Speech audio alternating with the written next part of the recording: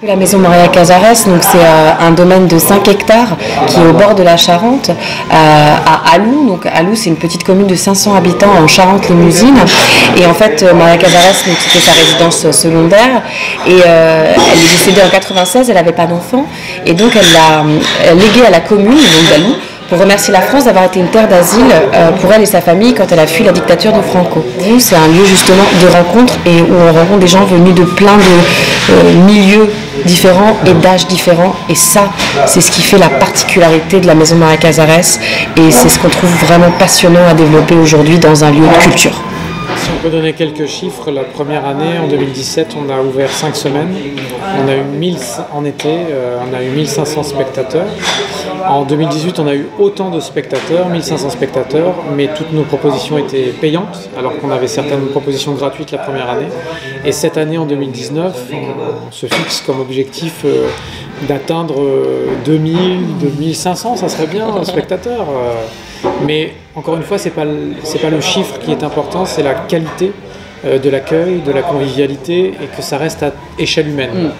La plus belle chose qu'on nous ait dit à la maison Maria Casares, c'est un spectateur qui est venu et qui nous a dit écoutez, moi j'habite à 10 km, j'étais jamais venu, j'ai passé une soirée magnifique, j'arrive pas à partir et j'ai découvert que le théâtre ça pouvait être ça pouvait être accessible, j'ai été touché par ce que j'ai vu, je pense que je vais revenir. Il y a peu de lieux finalement où les gens se rencontrent aujourd'hui. On dit qu'on ferme les bars, tout est en train de fermer. Donc en fait, il faut des lieux où des personnes qui viennent de différents milieux, des différents âges aussi, les enfants, les personnes âgées, les actifs, puissent se rencontrer, se côtoyer. Et la culture peut permettre ça. Elle peut être clivante, c'est sûr, mais c'est possible aussi que ça soit des lieux de rencontre et de convivialité. En effet, c'est des lieux où la culture est au cœur parce que c'est l'endroit où on se questionne sur les grandes problématiques de la société via l'art, que ce soit l'art du théâtre, ou que ce soit l'art plastique, ou que ce soit la photo, la bande dessinée, et où les gens peuvent se rencontrer autour de ces questions et aussi dans l'envie et le besoin d'être ensemble. Donc le facteur sociétal est essentiel. Et économique, ça va avec, c'est-à-dire que c'est un endroit d'attractivité.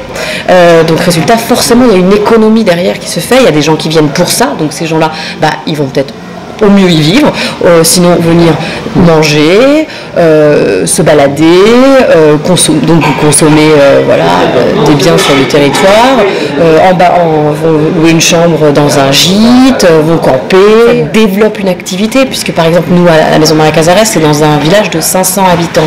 Il y a un gîte à côté qui s'est créé, la ferme de Tante Alouette. L'été, la ferme de Tante Alouette, on leur envoie des gens en permanence. Si la maison Maria Casares fermait, elle aurait 70% de sa clientèle en moins, c'est sûr, et forcément de l'emploi.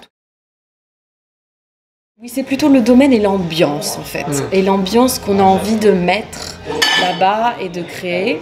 Ça me fait penser à un film, ça me fait penser à Moonrise Kingdom de Wes Anderson, parce que déjà il y a quelque chose de cette nature très forte, de ces enfants et de l'imaginaire libéré avec les enfants et les adultes qui travaillent ensemble, enfin pas qui travaillent mais qui créent ensemble un monde, et un peu dans pleine nature et en même temps dans une joie de vivre, de se rencontrer entre les petits garçons, les petites filles, les adultes, qui est très belle et qui est très proche de notre philosophie, de ce qu'on a envie de créer. Petite anecdote, Wes Anderson n'a pas tourné à la maison Maria Casares, mais pas loin, puisqu'il vient de tourner son dernier film intégralement à Angoulême, donc à 45 minutes de la maison Maria Casares en Charente, et ils étaient tous complètement ravis d'avoir Wes Anderson à la maison.